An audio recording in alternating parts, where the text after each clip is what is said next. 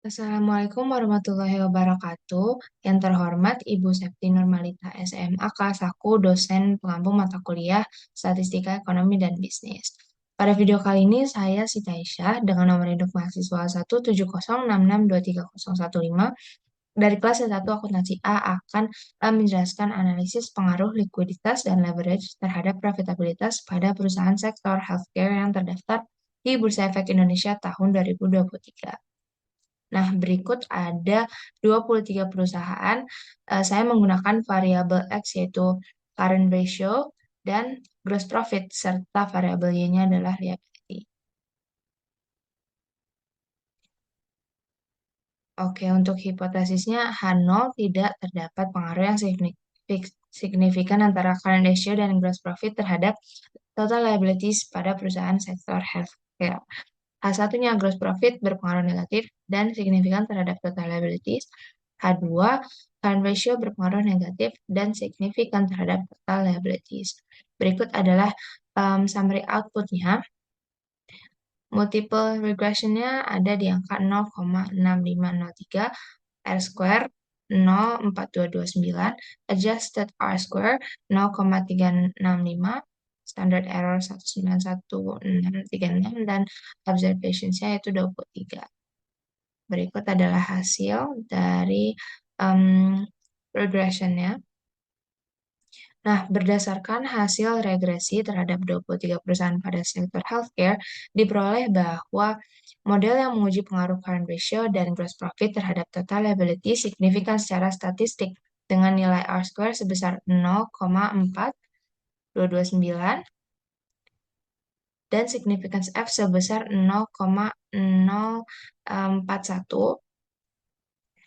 yang dimana lebih kecil daripada 0,05. Nah, secara parsial, gross profit berpengaruh negatif dan signifikan terhadap total kewajiban dengan p-value-nya 0,0145 yang lebih kecil dari 0,05 sehingga hipotesis H1 diterima. Nah, sementara itu current ratio berpengaruh positif dan signifikan, p-value-nya 0,0036 yang berarti hipotesis H2 ditolak karena arah pengaruhnya tidak sesuai dengan dugaan awal. Dengan demikian, hanya gross profit yang terbukti sesuai dengan hipotesis awal, yaitu berpengaruh negatif dan signifikan terhadap total liabilities. Selanjutnya ada uji normalitas. Berikut adalah perhitungannya terdapat predicted Y, residual, scalat, ZI, FZI, lalu terdapat mean dan standard deviation. Nah, kita dapat hasil hitungnya sebesar 0,20815 dan juga tabelnya sebesar 0,1866. Nah, berdasarkan hasil uji normalitas menggunakan metode Lilliefors test yang ditampilkan dalam tabel, diperoleh nilai L hitung sebesar 0,20815 dan L tabel sebesar 0,18662. Nah, karena nilai L hitungnya itu lebih besar dari L tabel, maka dapat disimpulkan bahwa data residual tidak terdistribusi normal. Nah, dengan demikian, asumsi klasik normalitas dalam model regresi linear berganda tidak terpenuhi. Hal ini menunjukkan bahwa penyebaran error dalam model tidak mengikuti distribusi normal yang dapat memengaruhi validitas hasil uji statistik, terutama uji T dan uji F-nya. Yang berikutnya ada uji heterokedastisitas yang sudah dihitung. Nah, ini adalah summary output-nya atau hasil regresinya.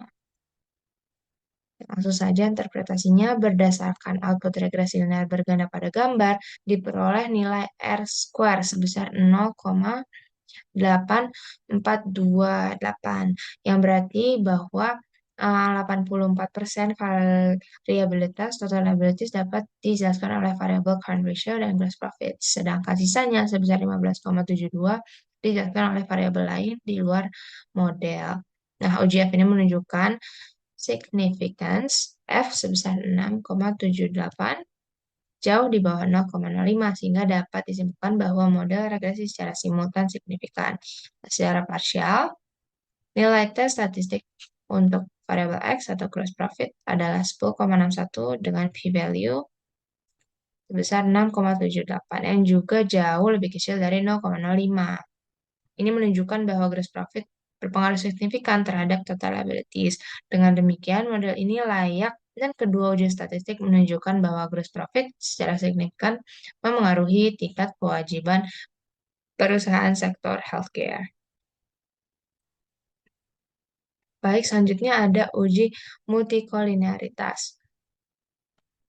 Oke, berikut adalah hasilnya.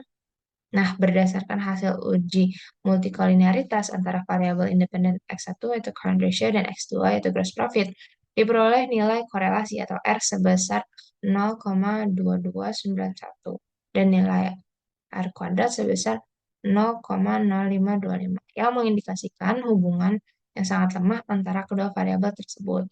Nah, nilai toleransi sebesar 0,9475 yang lebih besar dari 0,1 dan nilai VIF sebesar 1,0554 yang lebih kecil dari 10 menunjukkan bahwa tidak terjadi multikolinearitas antara X1 dan X2. Nah, dengan demikian, kedua variabel tersebut dapat digunakan secara bersamaan dalam model regresi tanpa menimbulkan masalah kolinearitas. Sehingga hasil analisis regresi tetap valid dan tidak bias akibat hubungan antar variabel independen. Ya, selanjutnya ada uji autokorelasi. Nah, pengujian ini tidak dilaksanakan mengingat data yang saya pribadi kumpulkan itu bersifat cross section yang hanya ada di tahun 2023 tanpa tahun lain yang yaitu time series. Oke, baik. Cukup sekian penjelasan dari saya. Kurang lebihnya mohon maaf. Wassalamualaikum warahmatullahi wabarakatuh.